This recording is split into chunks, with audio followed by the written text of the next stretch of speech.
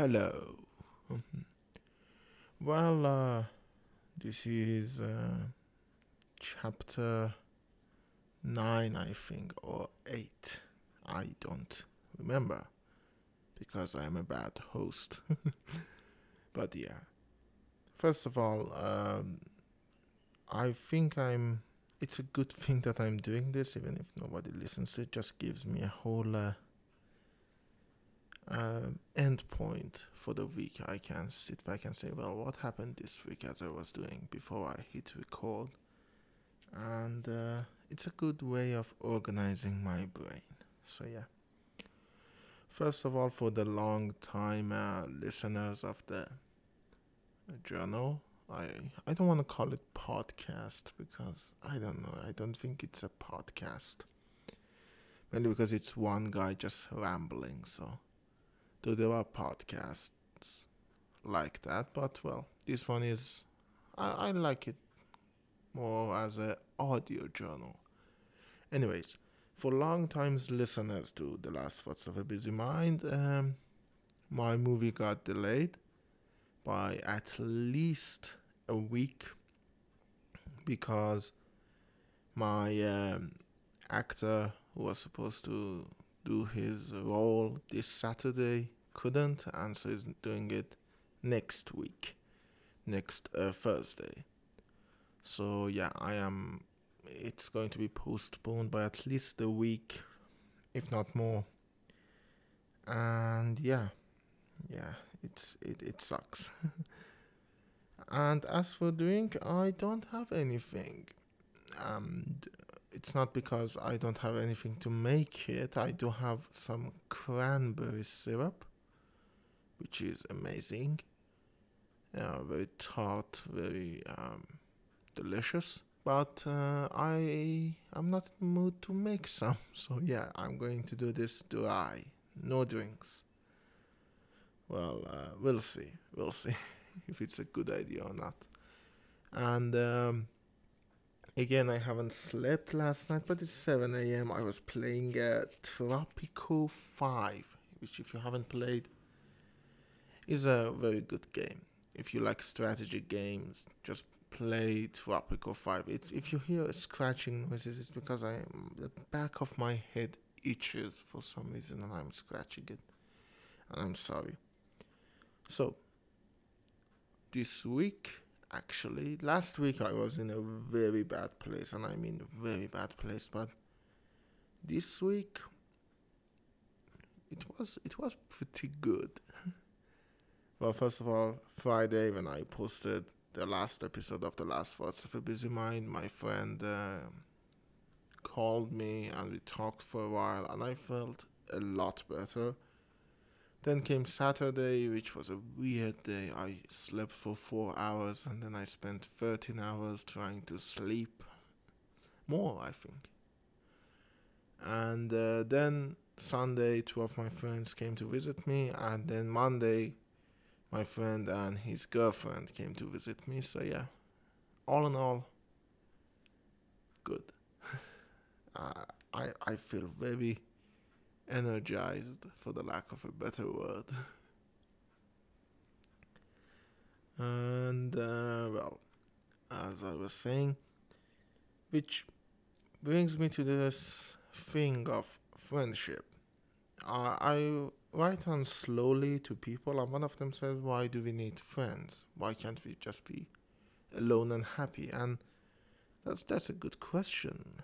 Why can't we all be just alone and happy? Because I don't know. When I'm alone, and during the quarantine, I've been alone for a long time. At first, you think, "Oh, it's all good," and then it creeps on you, and then you start to feel insignificant, and then you start to feel invisible. You start to feel like you don't matter, and all of that is not good, especially to a mind like mine, which is always in in war, with a existential crisis. I can't think of death because I get scared a lot. Not that dying will hurt. I know it will. I mean, God, I know it will hurt no matter how you die.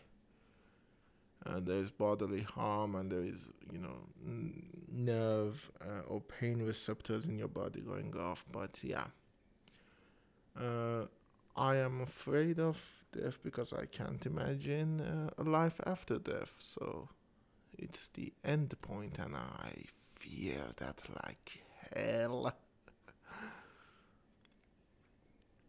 I One of these episodes I'm going to do like a whole riff on religion and the ton of stupid things that comes with it, including the concept of afterlife, especially in Islam, and how I was taught about it.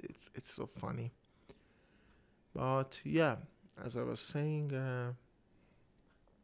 so why do we need friends? Well, for the lack of a better word, and in a very, very stupid way, friends often bring you a sense of distraction. I know it sounds bad, but I don't mean it like that. I mean, when you're with your friends, you suddenly realize that, well, I am going to die one day, but uh, at the moment I feel loved, and I think like I've touched people's lives enough to leave an imprint. I will be remembered. When Terry Jones died, which was a sad thing at the beginning of 2020, there was this video of Michael Palin who, oh my God, was talking about Terry Jones, and he was just shook, even though Terry Jones had dementia, and in very rude words, he was ripe for death. He was going to die. He was very old. He had dementia. He had a lot of health problems. But the way Michael Palin talked about him, that always stood with me for some reason. No, I know for what reason. And I always imagine the moment I'm going to die, if I'm lucky, in like 500, 600 years later, will my friends remember me the same way Michael Palin remembered Terry Jones? And yeah, I mean, I've lived my life. My philosophy in life is I never purposefully hurt anyone. That means I don't intentionally do something to cause harm or discomfort. I'm not saying I never do it, because I'm sure I've done it a lot, but I can say that I never intend intend to do it, which I know doesn't make it better, but at least it's something. And to be honest, I've tried to at least treat my friends the same way I want to be treated, asking them if they want to talk when I feel like they are not feeling their best, and just generally being there for them. And but it always creeps in the back of my mind that the moment I die, hopefully not, but the moment I die, will they remember me fondly or not? But yeah, that's food for another episode. Which, by the way, one of my friends kept. I have another podcast. That one is a podcast called Yes, yet another shitty podcast, with my friend Ami Reza, the guy who talked to me last Friday and actually helped me initially not go deeper into the abyss. He sort of dragged me out. And he keeps telling me it's not episode, it's episode. And whenever I say episode, which is something I've said it for the longest time, and I have a hard time think of it another way. And whenever I say episode, I hear his voice in my head. It's not episode, it's episode. So yeah, it's food for another episode. But yeah, friendship is one of the most important things. I've never been a sociable guy. Uh, I'm a nerd, which I mean, by stereotypical standards, of course, I'm not a sociable guy, and I'm not a conformist. I've talked about all of these before in previous episodes, but I do think I have a few friends that I can call friends. I mean, 3 people, I've said, a few more, 3, 4 more that are very close to me, and then like 3 or 4 more that I can trust in. So, I'm sorry, I felt like I was going to burp. I don't know why. I did drink something fizzy, but that was like, yeah, that was like 12 hours ago. Weird. And so, and I cherish each one of these motherfuckers very much, and they have helped me more than I can say. And the fact that I am recording, I haven't fucking killed myself, is because of them. This is very incoherent. It's because, unlike last time I had a very clear narrative. This time I don't. Because, yeah, because I don't. There is this thing though I want to talk about friendship, which haunts me all the time. It has been haunting me for more than a year. In May of 2019, I lost a friend. His name was Ashkan, and I hate talking about him a lot. Not because, you know, I didn't like him. I love the guy, but I don't want his name to be associated with me being whiny. If you know what I mean. I don't want people to say, "Oh, he's bringing that up again." I hate to imagine that. So I don't tend to talk about him that often, and that which is a Leonard Cohen lyric. My brain works in very mysterious ways. I think it's "I remember you well on the Chelsea Hotel. I don't think of you that often," which is the last line of the song. It's Chelsea Hotel number 2, if I remember correctly, which I think I do. I am very confident in my memories of Leonard Cohen songs, which is ironic because Leonard Cohen has a song called Memories. Frank Lane, he was singing Jezebel. I pinned an iron cross. To Mile of Hell, I don't remember what was the last. With Frank Lane, he was singing Jezebel. But I don't want his name to be associated with that, so I don't tend to talk about it that much. But he died very young. Then there was allegations of suicide. We never got a confirmation, but there are a lot of different things pointing to the fact that he committed suicide. From the police report, he fell from a great height from his roof, and the police report said that on the roof there was like 2 pairs of slippers neatly put together, which is weird. And then there is details that someone heard from someone else that his father is the friend of my friend's father. We are not very close with the family. We are very close with the younger brother, but you don't go and ask, "Hey, how did your older brother died?"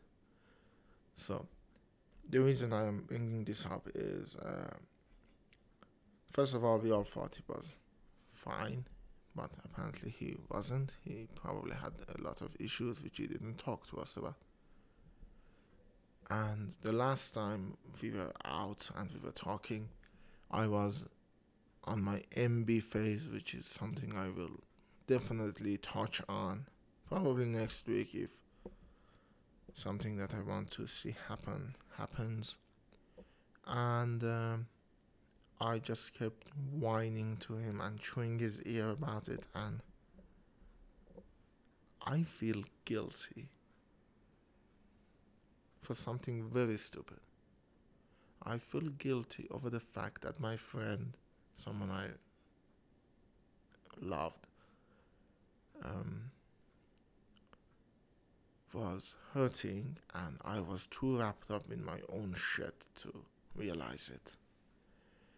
And yeah, it's been haunting me for more than a year. I blame myself, which is stupid as fuck, but I can't help it. I just think of him and I get choked up because I think, well, what kind of a friend were you? He was there for you. Why weren't you there? And which is why I always ask people if they want to talk. Please talk. Please talk. I've been told I'm a good listener, which is better than saying I'm a good listener because I've been told that. So yeah, please just talk. So yeah, less than 5 minutes left for 4 minutes 30 seconds, and yeah, that's the thing about friendship. We're all stuck here on this planet, and worse, we are stuck here in the clutches of the different governments of the world. I don't want to name one because I don't think there is one better than the other, except Germany. But they blew all of their shit. Oh, that was my hand. That was a noise my joint made. They made all of their shit back in the 40s, so they are allowed to have a good government now. But we are here, but we don't have to be alone. It's true, human is alone, and Bukowski said it, and I don't know, some fucking pseudo philosopher said it. Paulo Coelho, I'm pretty sure, had said it, but I don't think humans need to be alone, or they are deserving to be alone. I do think they might be alone at the end, but to quote Hateful Eight, nobody said it was going to be that hard either. So yeah, this is just, yeah. Thank you to my friends. I know they are not listening to this. One of them is probably because he's my primary he's my primary audience, and thank you, dude, for helping me. And if the rest of you, for by chance, just listen to this, thank you too. And I can't tell you how much I appreciate it. As usual, I don't think I have a message on Anchor, but I will check. And I'm going to urge you again, wherever you're listening to this, Apple Podcasts, Google Podcasts, or on YouTube, which if you're listening to this on YouTube, check out my other videos. But if you're not listening to this on YouTube, go to YouTube and check out my other videos. And but wherever you're listening to this, if you want to send me a message, go to Anchor, my Anchor page, and send me a voice message, and I will display it at the beginning of the episode, and you might even drive a whole episode. Yeah. Next episode, I already don't know what to talk about, but that's a good thing about these sort of programs.